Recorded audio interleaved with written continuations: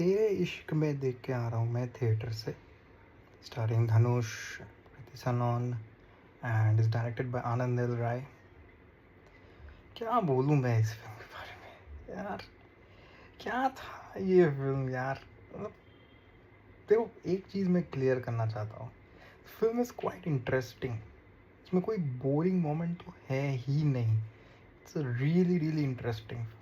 लेकिन जब आप फिल्म में ऐसे बकचोद चीज़ें डालते हो ना, in name of love hate, तो एक टाइम के बाद ना आप आपका भी मन उब जाता है। एक काउंसलर है, Kriti Sanon is playing one counsellor and counsellor herself is addicted to drug, alcohol, cigarette. ऐसा कोई काउंसलर होता है क्या? काउंसलर खुद, काउंसलर को ही काउंसलिंग चाहिए भाई इस फिल्म में। क्या है ये? Is this the representation of counsellor? एक मेंटल हेल्थ काउंसलर जिसको आप सोचते हो कि ही और she will give advice about how to go about dealing with your depression. इसमें दिखाया कि जो डिप्रेशन में है वही काउंसलर है, कृति सनोन जिसकी बात कर रहा हूँ। रिडिक्यूलस। और फिर तो भाई पता नहीं, शुरू में ठीक ठाक चलता है, the film is quite interesting. जैसे मैंने बोला, शुरू में इट इज़ लाइक, शुरू में भी मतलब बेसिकली क्या, मतलब आई कांट अंडरस्टैंड। लाइक धनुष को कृति सनोन एक टेस्ट की तरह यूज़ करती है, basically for our thesis, to prove कि प्यार से उनकी तरफ बर्ताव करने से मे बी वो लोग ठीक हो जाते हैं। That's not how you do it यार।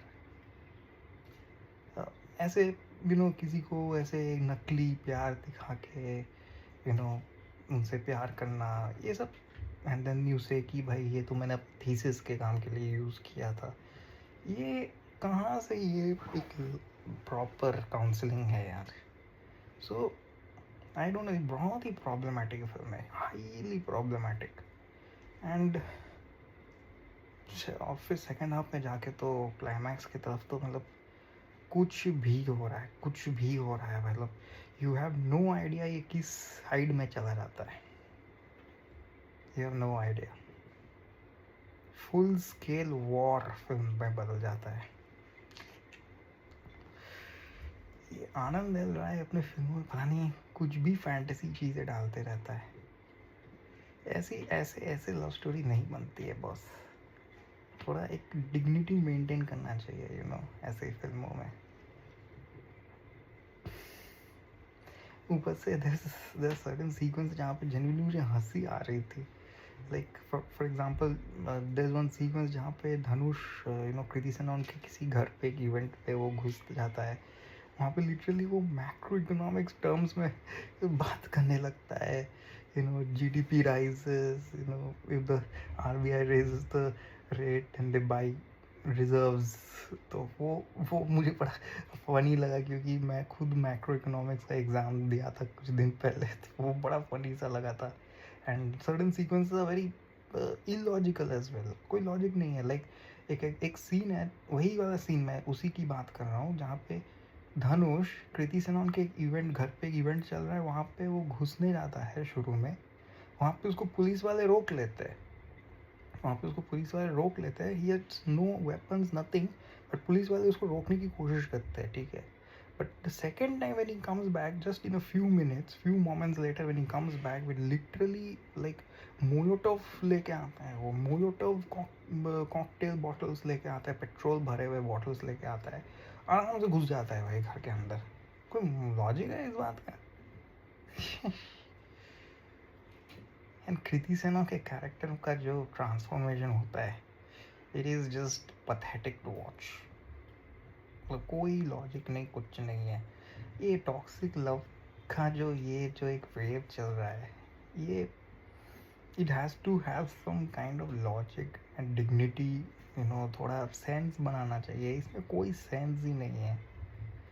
Performances are good, I would say, although Kriti Sanon का तो पता नहीं पूरे फिल्म में फॉर सम रीज़न उनकी आँखों में हमेशा आँसू रहता है।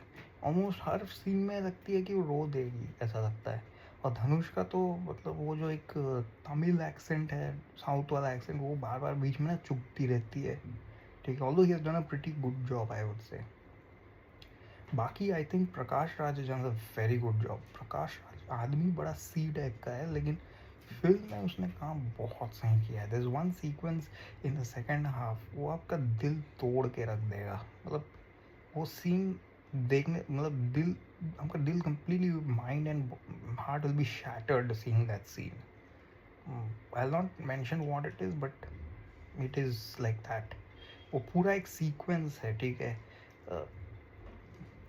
वो इवेंट के बाद, वो जो जिसके बारे में बात किया, ठीक है, it's really really heartbreaking. और उनका performance, I think it is the best among, even better than Dhanush and Kriti Sanon. तो वो काम अच्छा करते हैं। बाकी गाने कुछ कुछ अच्छे हैं, I like them. Of course the title track is a rage, you know, तेरे इश्क में, वो फिल्म में कई जगहों पे बजता रहता है। सच एक फुल स्केल में वो नहीं बजता है, पर दिन कहीं ना कहीं वो बजता रहता है। Works pretty well. एंड बाकी तो मैंने बोला प्रॉब्लमेटिक फिल्म है यार, ये सब ऐसी बकचोदी वाली कौन चीज़ है। अगर बीच में जब घुसाने लगते हो ना, तो अब और फिल्म और इंटरेस्टिंग नहीं लगती है। You just, you don't know, you don't have any soul left.